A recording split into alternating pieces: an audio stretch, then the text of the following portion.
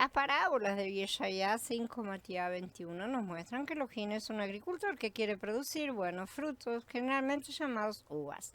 Sin embargo, sabemos que esto es simbólico en lugar de literal. El Tanaj lo conoce como los frutos del reino, porque la viña de Elohim era el reino de Elohim. En días venideros, Jacob echará raíces, Israel retoñará y florecerá, y la superficie del mundo se cubrirá de fruto, dice Yeshaya 27. Por supuesto, esto es tipo de algo mucho más amplio, como ya hemos estado estudiando y prefigurando en otras series, ¿no es cierto? La viña del Ador no es la nación de Israel, la cual es el cuadro de la verdadera viña. Con todo, el pueblo de Israel es una representación y también ha sido un medio a través del cual llegó no solo el Mashiach prometido, sino también para que entraran la plenitud de los gentiles, agradezcan. Y como tal y como perteneciente a la raza humana, forma parte de la promesa mayor de Yahweh, que, como ya mencionamos otras veces, fue hecha a Adán y Jabá en el huerto. Es en primer lugar la separación de Israel para ser la viña del Adón. Es un cuadro a través del cual Yahweh fue pintando mensajes que le fueron mostrados a sus hijos espirituales a lo largo de los siglos y nos están siendo revelados cada vez más. En Shavuot fueron rasgados muchos velos, abiertos misterios, dadas grandes revelaciones, y ahora, llegando a la era de Sukkot, se están quitando también muchos otros velos. La verdadera viña que plantó Yahweh fue el hombre, lo plantó en el reino de Yahweh, su santo monte. De él esperaba que diera buenos frutos, pero los dio malos. Entonces hizo salir fuego de medio de él, lo consumió y lo lanzó por tierra, y el Adán Elohim primigenio se convirtió en Hasatán, prisionero de la tierra que codició. Cuando recreó las cosas de una tierra que había sido consumida en caos y quedó vacía, Elohim, Yahweh, comenzó su tarea de salvación y de pintar cuadros, y el primero fue la creación del nuevo hombre, Adán, del polvo de la tierra, polvo ya contaminado por la caída primigenia, y en separar de él después, enseguida después, a la mujer. Como ya hablamos en otro lugar, el Adán original fue creado hombre y mujer a imagen y semejanza de Elohim. Si la posterior separación del hombre en dos partes indica que hubo una división, y esta fue la primera de las separaciones que Yahweh realizaría. Cuando digo realizaría, quiero decir pintaría cuadros. Las divisiones ya habían sucedido en la realidad espiritual, que es muy anterior a la material. Junto con separar, por ejemplo, la luz de las tinieblas, las aguas, la tierra del mar, todas esas que están en el primer capítulo de Bereshit y que son tan ilustrativas de estas cosas.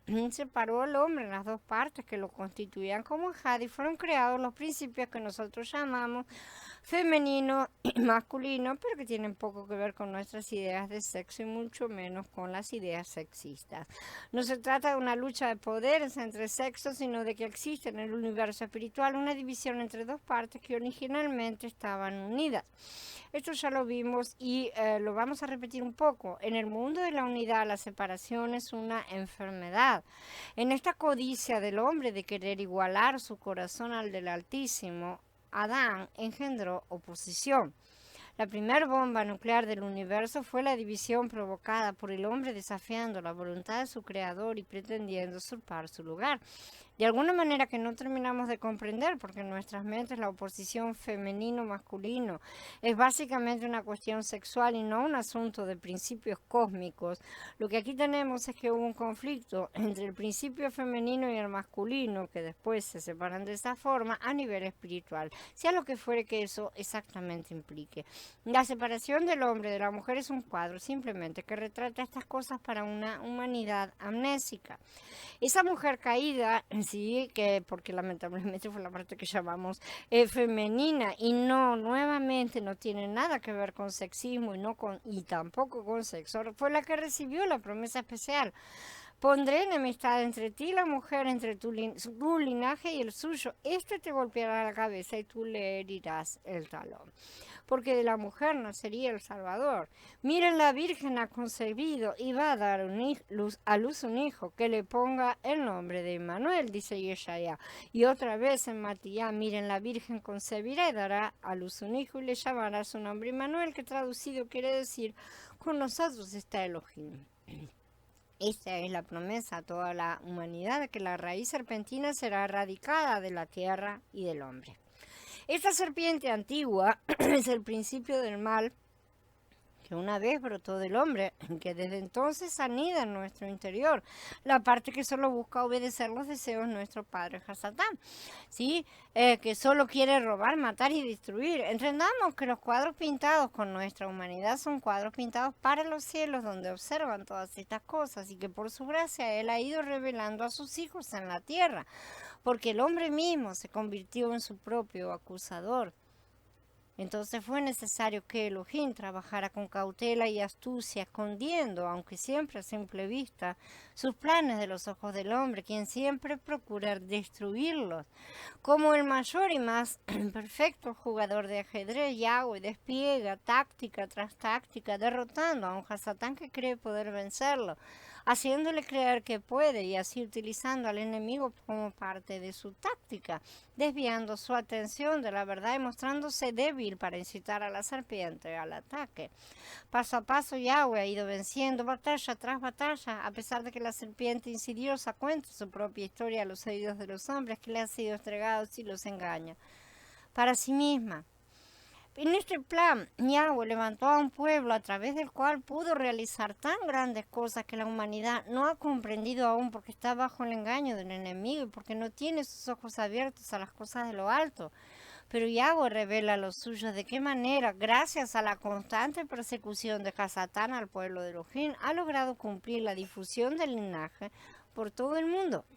Creyendo destruir, Hasatán ha ayudado a la propagación espiritual del mensaje de reconciliación porque la intención de Elohim es salvar a toda la humanidad, porque toda la humanidad es la mitad que le falta y que se perdió por su propia locura.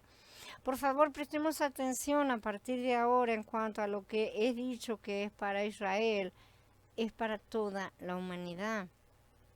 ¿Sí? Israel es la viña del Adón en el cuadro, señores, y representa a toda la humanidad.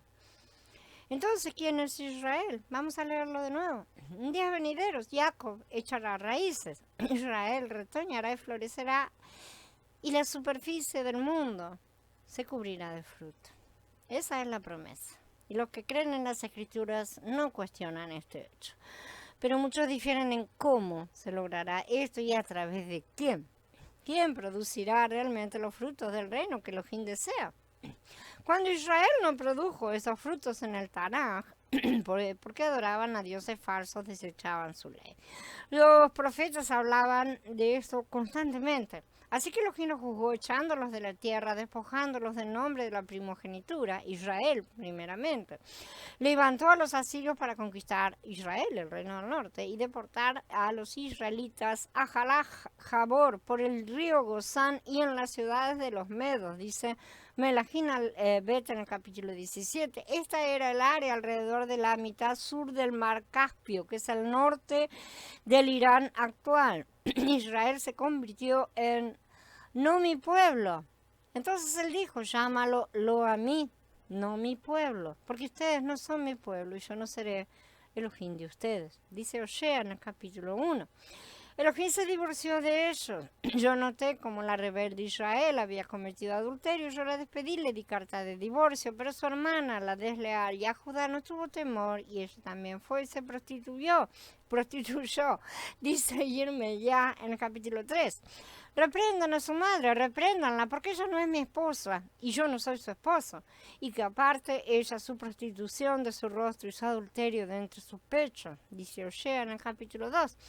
Incluso dijo que llamaría a sus siervos por otro nombre. En el capítulo 65 de Yeshaya, lo que durante muchos siglos dificultó la identificación de las tribus perdidas de Israel. La enciclopedia judía no intenta decirnos que estos israelitas perdidos se encuentran entre los judíos hoy.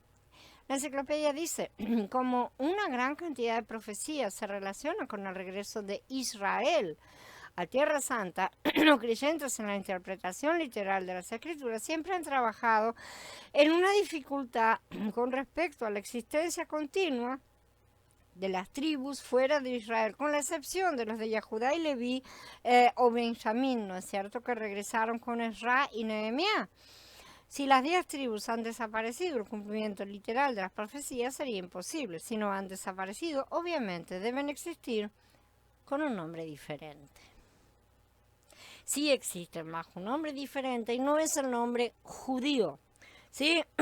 Los registros oficiales de la lengua asiria, Persia y, perdón, los registros oficiales de la antigua Siria, Persia y Grecia nos dicen que llamaron a Israel por varios nombres.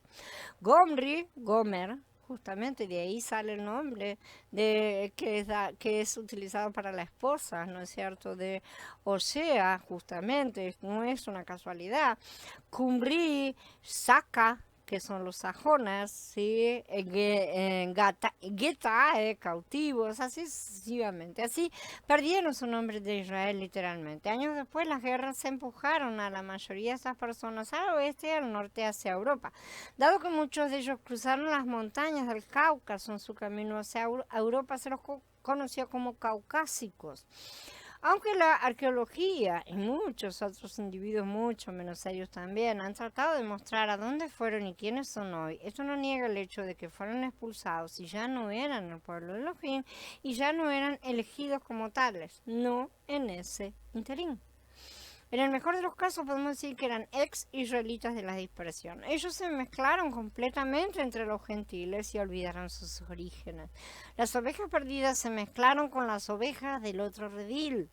Más tarde los yahuditas serían desgajados. Así que vemos que de poco los cristianos pueden vanagloriarse y creerse el sustituto. Pero eso es porque no han percibido que ellos fueron los primeros en ser reinjertados, porque habían sido los primeros en ser desgajados. Las ovejas perdidas de la casa de Israel fueron las primeras en ser reinjertadas en la planta de Israel, al tiempo que las ovejas de Yahudá eran podadas. Esta es una cuestión legal, no genealógica, porque es una cuestión de ciudadanía en el reino de Elohim. Considera, pues, la bondad y la severidad de Elohim. La severidad con los que cayeron, pero la bondad para contigo si permaneces en su bondad. De otra manera, a ti también te cortarán. Y a ellos, a su vez, si no permanecen en incredulidad, los injertarán. Porque Yahweh es poderoso para injertarlos de nuevo. Porque si a ti te cortaron del olivo silvestre contra la naturaleza, te injertaron en el buen olivo, cuánto más a estos, que son las ramas naturales, las injertarán en su propio olivo. Hermanos, para que no sean sabios en su propio concepto, no quiero que ignoren este misterio, que el endurecimiento que le ha ocurrido a Israel es parcial hasta que haya entrado el número pleno de gentiles. Pleno, todavía no han entrado todos. Y entonces todo Israel se salvará, como está escrito, de Sión vendrá el libertador para quitar de Jacob la impiedad. Este es mi compromiso con ellos cuando yo quite sus pecados. Así que con respecto a la buena noticia, son enemigos para ventaja de ustedes.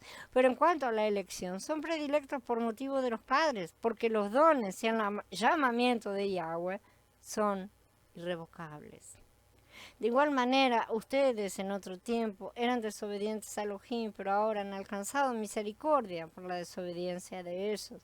Asimismo, ellos han sido desobedientes en este tiempo, para que por la misericordia concedida a ustedes, también a ellos se le conceda ahora misericordia, porque Elohim los encerró a todos bajo desobediencia, para tener misericordia de todos. Esto será en el capítulo 11 de Romaní. La genealogía de uno no fue de ninguna ayuda en los días de Yeshayá. Elohim los rechazó a pesar de su genealogía. Y hoy la genealogía de uno solo puede rastrear a su familia hasta las personas a quienes de las cuales Elohim se divorció y expulsó por violar su pacto. No es un buen linaje. De manera que buscar genealogías y pesquisar a qué tribus perteneces en internet como un juego de horóscopo no solo es inútil sino ofensivo a esta altura del partido, ¿sí? Porque solo demuestra que como humanidad no hemos crecido nada y seguimos tan duros de servir como los que se negaron a entrar en Shavuot y en Sukkot continuamente. Como defensa legal, la genealogía de uno es relativamente inútil. ¿sí? Todas las promesas de volver a traer a la luz a la casa de Israel, a la casa de Judá, no pueden estar dirigidas a las personas que no se comportan como sus hijos. No de momento, como ya dijimos y citados, todos serán restaurados, ¿no es cierto? Y todo eso los incluye a todos por completo, pero es básico abrir los ojos al hecho de que Yahweh nunca se contradecirá y no restaurará a quienes no se arrepientan primero, señores, porque esa es la condición para que sean perdonados. Cualquiera. No hay forma de perdonar a quien no se ha arrepentido, porque ni siquiera la persona aceptará ese perdón. La salvación no es para un pueblo elegido, sino para toda la humanidad, y ciegos y pobres de ruas son quienes no comprenden que el plan de Yahweh fue traer esa salvación a través de un pueblo, no una bendición personal y egoísta para unos pocos. Hoy la mayoría de las dos casas está ciega, conducida por lobos gnósticos por un lado y perros sidomitas por el otro. Lo mismo se aplicaría entonces en la historia a los ex yahuditas de la dispersión del año 70 de la era común. Hicieron peor que los israelitas.